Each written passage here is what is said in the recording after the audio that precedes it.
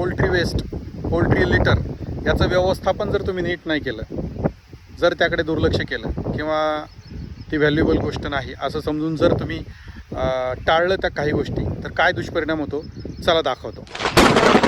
Out of control.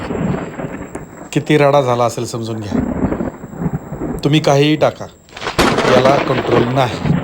हे poultry waste तुमचं वायाला जाणार आहे. मग त्यासाठी काय करायचं, काळजी घ्यायची. पाहिलं मित्रांनो, असा तमाशा होतो आणि एकदा अशी झाली ना गोष्ट, ती कंट्रोलमध्ये येत नाही. त्यासाठी तुम्ही कितीही खर्च करा आणि त्यावर काही उपाययोजना करा, काही परिणाम होणार नाही. त्यासाठी सुरुवातीपासूनच त्याच्यावर काळजी घेणं गरजेचं असतं. एकतर पहिली गोष्ट, तुमच्या निप्पलचा प्रेशर किती आहे ते चेक करावं लागणार आहे. तो जर चुकला असेल, म्हणजे पाणी पिण्यासाठी ज्यावेळेस पक्षी चोच मारतो निप्पलला, त्यावेळेस त्याच्या तोंडामध्ये 2 ते 3 थेंब पाणी आलं पाहिजे. ते जर जास्त येत असेल आणि जास्त पाणी जर वेस्ट जाऊन खाली लिटरमध्ये सांडत असेल, तर तुमचं पोल्ट्री लिटर हे ओलं होणार आहे. आणि दुसरी गोष्ट, लार्वा.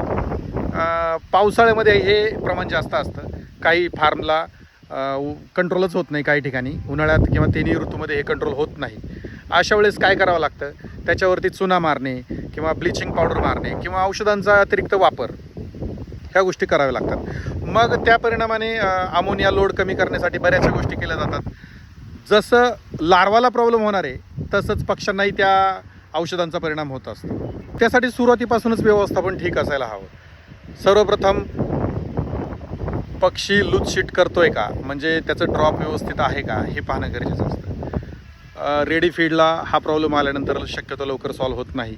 जर तुम्ही 35%, 5% किंवा ओन फीड असं जर तुम्ही वापरत असाल, तर माझा तर सल्ला राहील की तुम्ही 5% किंवा ओन फीड बनवा, की जेणेकरून तुम्ही या गोष्टी लवकरात लवकर कंट्रोलला आणू शकता.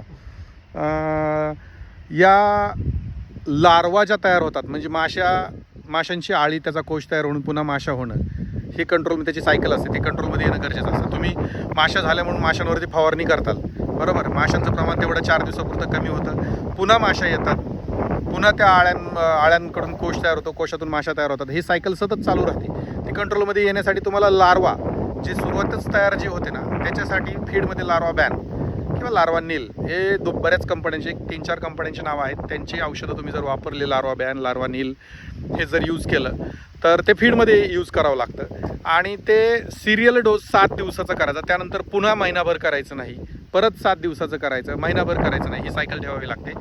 त्याने काय होतं, पक्ष्यांची अंडी किंवा माशांची अंडी किंवा माशांच्या आळ्या या कंट्रोलमध्ये येतात आणि आळ्या कंट्रोलमध्ये आल्यानंतर माशा कंट्रोलमध्ये येतात. परिणामी तुमचं लिटर सुकायला सुरुवात होते. आणि त्याच्यामध्ये तुम्हाला औषधांची फवारणी, म्हणजे कीटकनाशक फवारणी, आळ्या मारण्यासाठी किंवा माशा मारण्यासाठी जो क्लीनर वगैरेचा डोस आहे, तो क्लीनरचा डोस जो आपण पक्ष्यांचा म्हणजे जाळीवरती वगैरे मारतो, त्याच्यावरती तुमचा होणारा खर्च बऱ्यापैकी कंट्रोलमध्ये येतो. त्यासाठी सर्वप्रथम तुम्ही लार्वा नील वापरा. जर आउटब्रेक झालाच असेल, आउटब्रेक म्हणजे आळ्या प्रमाणापेक्षा बाहेर आहेत, लिटर ओलं झालेलं आहे आणि माशाही खूप आहेत, अशा वेळेस तुम्हाला सर्व ठिकाणी एकदा याचा यूज करावा लागणार. लार्वा नील वापरायचं आहे, कीटकनाशक फवारायचे आहेत खतामध्ये, म्हणजे लिटरमध्ये जे ओलं लिटर आहे त्याच्यामध्ये चुना, ब्लिचिंग हे टाकायचे, चुना पावडर, ब्लिचिंग हे टाकायचं आहे, की जेणेकरून अमोनिया लोड कमी होईल आणि खत सुकायला मदत होते.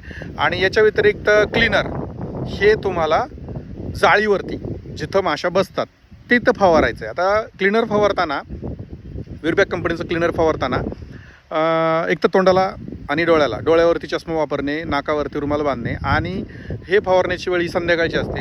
एक फवारणीचा वेळ जेवढा आहे 10 मिनिटाचा, 15 मिनिटाचा, तेवढ्या वेळेमध्ये तुम्ही लाईट बंद करून माशा जाळीवर बसल्या की त्यानंतर त्यावर स्प्रे करायचा, की जेणेकरून माशी शांत असल्यानंतर त्याच्यावरती ते औषध पाडणार आहे आणि 1-2 मिनिटानंतर, 5 मिनिटानंतर लाईट ऑन करायची. सर्व माशा औषधाच्या परिणामाने खाली पडतात आणि त्या मरतात, बरोबर. तर हा त्याचा बेनिफिट आहे. फक्त क्लीनर 2 दिवस लागोपाठ मारल्यानंतर पुन्हा लगेच मारायचं नाही. आणि क्लीनरचा डोस करताना 100 ml 15 लिटरच्या पंपाला अशाप्रमाणे डोस करायचा. लाईटही करू नका आणि हार्डही करू नका, की जेणेकरून पक्ष्यांनाही त्रास होणार नाही आणि आपल्यालाही त्रास होणार नाही. तुम्ही बघाल, क्लीनर फवारल्यानंतर जर त्याची वाफ किंवा थोडंफार डोळ्यात उडलं तर आपल्या डोळ्याची आग होते. तशी पक्ष्यांनाही स्ट्रेस येऊ शकतो. ॲक्च्युली ते क्लीनर हे यासाठीच बनवलेलं आहे, त्यामुळे पक्ष्यांना याचे दुष्परिणाम होत नाही.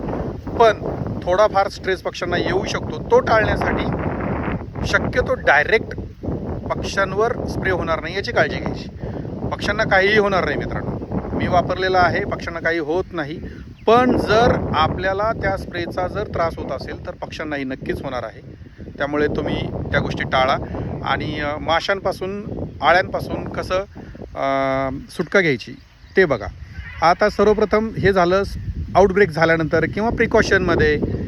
पण सर्वप्रथम तुमचं लिटर हे पक्षी ड्रॉप करतानाच ते सॉलिड आहे का, किंवा मग पक्षी जर लूज शीट करतो आहे याची काळजी घेणं गरजेचं आहे. त्यासाठी बरेचशी औषधं आहेत. म्हणजे जर पक्षी लूज शीट करतो त्याचे गट हेल्थ चेक करणं गरजेचं आहे. किंवा तुमचं पाणी खराब येत आहे, लूज मोशन करतो आहे पक्षी, किंवा फीडमध्ये काहीतरी असं आहे की जे तुमच्या पक्षाला सूट करत नाही. बऱ्याच वेळा रेडी फीडमध्ये हा प्रॉब्लेम होतो आणि तो लवकर समजत नाही आणि आउटब्रेक झाल्यानंतर माणूस काळजी करतो. आणि याची सर्व काही आपली तयारी नसल्यामुळे आपल्याला हा प्रॉब्लेम होत राहतो.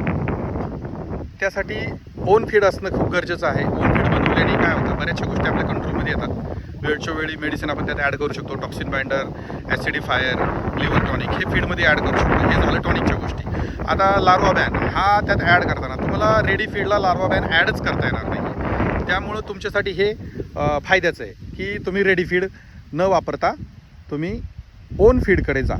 आता रेडी फीड वापरू नका असं मी म्हणतोय म्हणजे माझा स्वतःचा एक्सपिरियन्स त्याच्यामध्ये तसं झालेला आहे की रेडी फीडमध्ये एका बॅचला माझा प्रॉब्लेम झाला होता. मला तो कंट्रोलमध्येच आला नाही. मी बऱ्याच वेळा कंपनीच्या माणसांना कॉन्टॅक्ट केलं, पण त्यांच्याकडनंही थोडेसे हात खेचले गेल्यामुळं मला थोडंसं विचार करावा लागला की आता काय करायचं. मग अनुभवी लोकांकडून थोडा सल्ला मिळाला की फीडमध्ये चेंजेस करणं गरजेचं आहे. तुमचं पाणी स्वच्छ आहे का चेक करायचं. पाणी वेळच्या वेळी चेक केलं पाहिजे. तुम्ही लॅब टेस्ट केलं पाहिजे किंवा pH कंट्रोलमध्ये आहे का हे चेक केलं पाहिजे. त्याचा फायदा पक्ष्याच्या गट हेल्थ होतो. आणि राऊंड मारणे म्हणजे फक्त पक्षी पाणी नाही तर त्याची शीटही चेक करावी लागते, किंवा जाळीवर पडलेली शीट चेक करायची. पक्षी आजारी आहे का, इन्फेक्शन आहे का ते समजतं.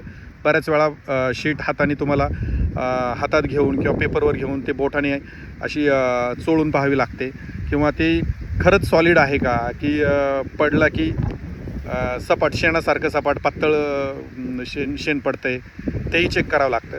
आणि जर असं काही असेल तर लवकरात लवकर ट्रीटमेंट करा, नाहीतर हे आधी दाखवल्याप्रमाणे परिणाम होतो.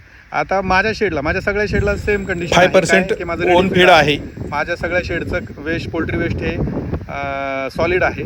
आत्ता तुम्ही पाहू शकता, मी तुम्हाला आत्ता दाखवणारच आहे. आत्ता माझ्या शेडवरती एकदम ड्राय खत गाडी लोडिंग चालू आहे. म्हणजे 40-45 किलोच्या बॅगा भरून आम्ही शेतकऱ्याला विकतो. अशा प्रकारे हे चालू आहे आत्ता माझ्या शेडला. चला मी तुम्हाला पोल्ट्री वेस्टची परिस्थिती काय आहे माझ्या शेडची दाखवतो.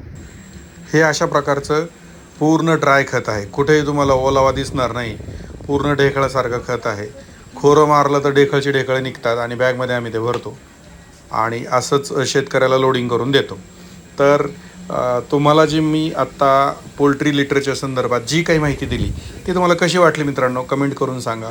चॅनलला लाईक करा, सबस्क्राईब करा.